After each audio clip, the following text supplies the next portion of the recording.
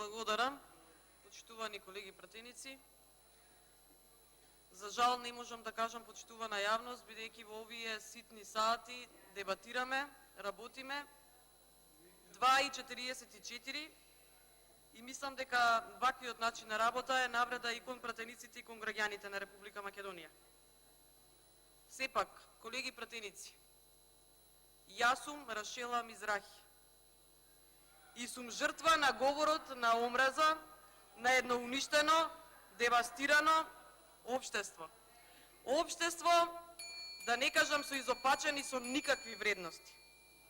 Овие игри ниски, со навреди, девалвирања, говор на омраза кон жените во политиката и општо односот кон сите жени во општеството е показател на колку ниско ниво ни е општеството, културата, почита и се друго. Пред се, зборувам за почит на мажот кон жената и обратно.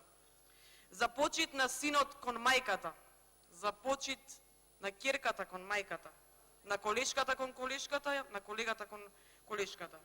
Оној што прибегнува кон навреди кон другиот, со сигурност не е сигурен во себе, во своите квалитети, во своите можности и верувајте дека цената на човекот паѓа тогаш. Човекот кој навредува и напаѓа жена, паѓа толку ниско, што ниту една сила не може да го крене и воздигне. А за толку повеќе расте цената на човекот кој е навреден, угнетуван, притворан, затворан и така натаму. Како човек, сум против секаков говор на омраза, против секаков вид насилство врз човечкиот род. Величината на човекот се гледа по неговите дела, а не по неговите зборови. И ќе зборувам за лажните декларативни залагања на некои пратенички од оваа сала против говорот на омраза, против расчеречувањето на жените во политиката со лажни вести, секакви монтажи низ порталите и медиумите, без при тоа да се води сметка за децата на тие жени и нивните чувства. Кога ги гледаат тие работи, се чудат и прашуваат дали е вистина, па се излага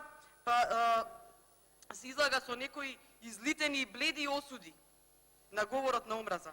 За жал го видов тоа на дело, а и Бога ми го почувствував. Почита кон жените во ова собрание се гледа пред се преку работењето на собранието деноноќно и се сведува на гладиаторска битка, неправедна, без при тоа да се земе предвид дали се работи за жени. Во вакво општество е најлесно да се удри по жена и очекував жените од мнозинството, кои толку ревностно зборевте на состаноците на клубот на пратенички за против говорот на омраза врз жените. Или да се пријавите за збор, или да не гласате за предлогот за разрешување на Рашела Мизрахи. Еве ви можност да покажете величина и да го промените моето мислење дека клубот на пратенички е чиста фарса. Со чест и благодарност на поединки кои навистина покажаа храброст и се соочија потоа со тешки, жестоки удари врз нив. Но тие се малку, за жал. Во однос на овој предлог за разрешување на само 2 дена пред распуштање на ова собрание, вие се зафативте со најбитната работа во државата, да се разреши Рашела Мизрахи. Не со тие 8500 барања за туѓа нега, заглавени поради неодговорно работење. Туку се фативте за таблата во Министерството. За табла, бре луѓе, за табла, па граѓаните приоѓаат и ми ги кажуваат нивните проблеми кои се многу повредни и поголеми од таа табла. Но тоа е кога се работи без приоритети. За жал, во општеството сме поделени по секоја основа. Имаме тепачки меѓу младите недалеку од нас, тука на 50-100 метра, во сред Белден, во строгиот центар на градот, имаме прободени деца и така натаму, но за тоа ништо не се стори.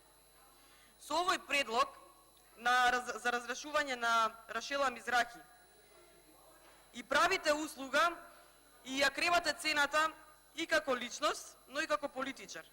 И правите бесплатна реклама. Но вашата цена и ниво е длабоко под нулата, во голем минус. Се што се заснова на нечија мака и солзи е осудено на пропаст, па така и овие ниски удари се осудени на пропаст. Секој кој бил мета на ниски, нечовечни удари, со осуди, навреди, излегол похрабар, посилен и помудар. Чистиот образ и достоинството немаат цена.